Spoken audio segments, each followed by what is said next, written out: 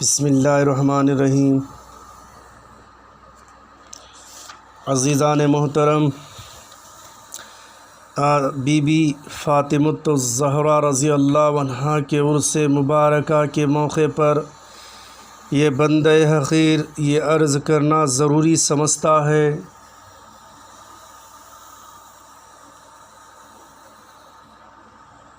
ہر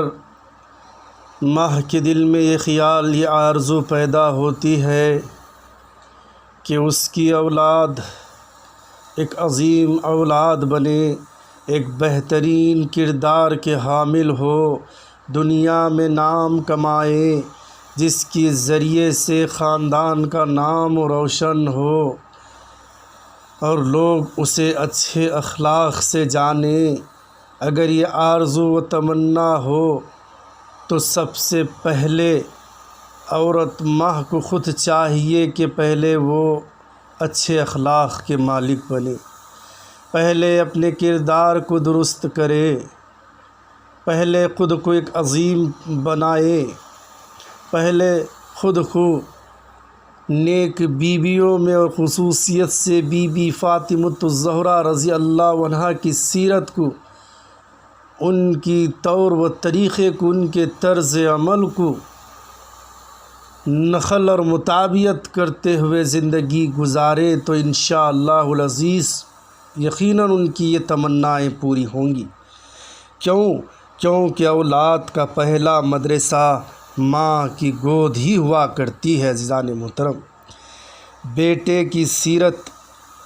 اور اس کی سیرت میں، اس کے اخلاق میں اصل میں ماں کے اخلاق اور سیرت نمایاں ہوتے ہیں۔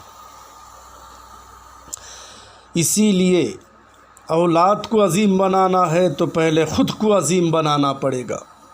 اسے اعلیٰ اخلاق سے نوازنا ہے تو پہلے خود با اخلاق اور با ادب با تہذیب بننا ہوگا۔ پہلے ہم اپنے اسلاف سے بچوں کو روشناس کرانا چاہیں تو پہلے خود ان کی زندگی اور سیرتوں سے واقف ہونا ہوگا،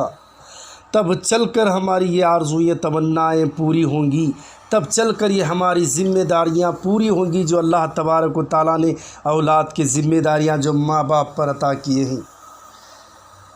عزیزان محترم، ماں و بہنوں کے لیے ان کی زندگی کے کسی بھی مرحلے پر ہو، نبی کریم صلی اللہ علیہ وسلم کی مقدس بیٹی سیدہ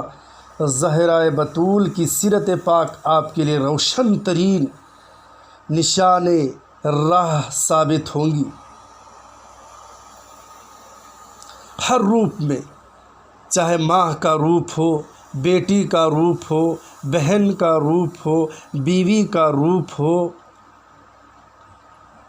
جو بھی روپ اور جو بھی کردار ہو، ان کی زندگیوں کو آئیڈیل بنانا پڑے گا، ان کی زندگیوں کو نمائندگی کرنے پڑے گی، ان کی زندگیوں کی مطابقت کرنا پڑے گی۔ کیوں کرنی پڑے گی؟ اس لیے کرنی پڑے گی، یہ وہ ہستی ہیں جن سے اللہ راضی ہے، یہ وہ ہستی ہیں جن سے اللہ محبت کرتا ہے، یہ وہ مقام رکھنے والے ہستی مبارکہ ہیں جن کی محبت شرط ایمان ہے، جن سے بغض و عناد رکھنا، اہل بیت سے بغض و عناد رکھنا اللہ سے بغض و عناد رکھنے کے برابر ہے۔ یہ وہ ہستی ہیں، ان کی سیرتوں پر چل کر کبھی کوئی گمراہ نہیں ہوتا، ان کی سیرتوں پر چل کر کوئی دنیا اور آخرت میں نقصان نہیں اٹھاتا، ان کی سیرتوں پر چل کر کبھی بھی گھروں میں جو ہے بد تہذیبی نہیں پائی جاتی، ان کی سیرتوں پر چل کر یقیناً کامیابی بھی کامیابی ملے گی، ہر روپ ہر کردار میں کامیابی نصیب ہوگی۔ کون ہے، کس کا کردار کو اختیار کرنا ہے، کس کے اخلاق کی نمائندگی کرنا ہے؟ آج کا ماحول، آج کے زمانے میں ہم دیکھ رہے ہیں، کیا ہماری یہ گھروں میں آزادی دینے کی وجہ سے کہ آج یہ سب کچھ ہو رہا ہے؟ کیا یہ ہماری نگرانی، ہماری ذمہ داری ختم ہو گئی؟ صرف اتنی ہی ہے کہ کھانا کھلا دے، ایجوکیشن میں جو ڈگری لینا چاہتے ہیں اسے پڑھا دے کہ اتنے حد تک ہماری ذمہ داری پوری ہو جائے گی؟ نہیں۔ اور ایک بات ضروری یہ ہے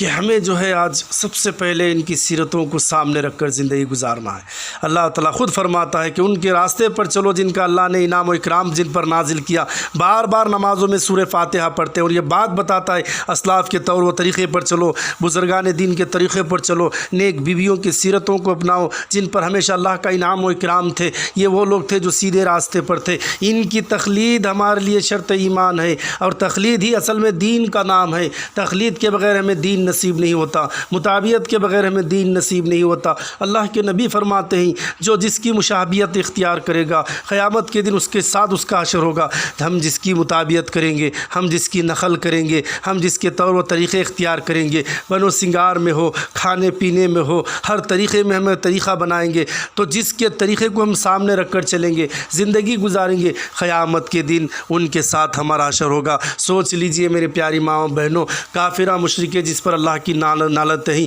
اللہ کہتا ہے کہ میں ہر گناہ کو معاف کرنے کے لیے تیار ہوں، مگر مشرکہ مرد اور مشرکہ عورتوں کی میں گناہ کو معاف کرنے کے لیے تیار نہیں۔ جو میری ذات پر کوئی شریک کرتا ہے میں مشرک کو کبھی معاف نہیں کرتا۔ تو ایسوں کو آج ہم جو ہے زندگی کا آئیڈیل بنا رہے ہیں، ان کے طور و طریقے پر چل رہے ہیں، جس کی وجہ سے یاد رکھیے دنیا اور آخرت میں گمراہی ہے، جس کی وجہ سے ہم اولاد کے ذریعے سے نقصان دہ اٹھانا پڑ رہا ہے، ذلت اور رسوائی اٹھانا پڑتی ہے۔ عزیزان محترم، یہ الگ بات ہے کہ کئی چیزیں آزمائشوں کے لیے آتے ہیں، کئی چیزیں جھوٹ اور فریب پر بنی ہوئی رہتی ہیں جنہیں حقیقت سے کوئی واسطہ نہیں ہوتا، یہ الگ موضوع ہے۔ لیکن اس سے ہٹ کر ہم اگر یہ دیکھتے ہیں عزیزان محترم، جس کے طور و طریقے پر اب سوچنا یہ ہے کہ کس کی مطابعت کریں جن سے ہمیں دنیا اور آخرت پر ہمیں سرخروئی کامیابی ملے، اللہ کی نظر نصیب ہو، رسول اکرم صلی اللہ علیہ وسلم کے ہاتھ سے ہمیں جو ہے شربت کوثر نصیب ہو، وہاں پر حضور اکرم اللہ کا ہمیں وہ دیدار نصیب ہو۔ کس کی نقل پر؟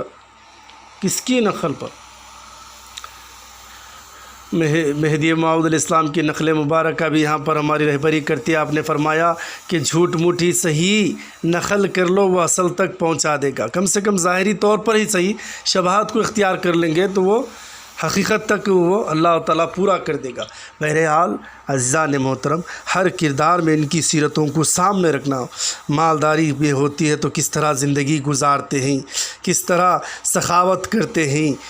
اور کس طرح عبادت اور ریاضتوں کا معاملہ آتا ہے، ذکر فکر کا معاملہ آتا ہے، شوہر کے حقوق ادا کرنے کے بارے میں آتا ہے تو بیوی فاطمہ رضی اللہ عنہ کا کتنا بہترین کردار ہے، اولاد کی پرورش کے معاملے میں آتا ہے، تبھی تو حسنین جیسے اولاد آپ کو نصیب ہوئی۔ ماں باپ کی خدمت کے بارے میں آتی ہے تو بیوی فاطمہ الزہرا نے وہ بچپن ہی میں دل جیت لیا 5 اور 7 سال کی عمر میں۔ یہ جو اخلاق تھے آپ کے، اگر غریبی میں زندگی گزارتے ہیں تو دیکھیے رسول اکرم صلی اللہ علیہ وسلم کی حیات طیبہ، ان کی زندگی کے ہر امر ہر پہلو جو ہے اگر ان کے نقش قدم پر چلیں گے تو ہم کو بھی غربت میں وہ کیف و سرور حاصل ہوگا جو شاید ہی کسی شہنشاہ و ہفتہ اقلیم کو بھی نصیب نہ ہوگا، کسی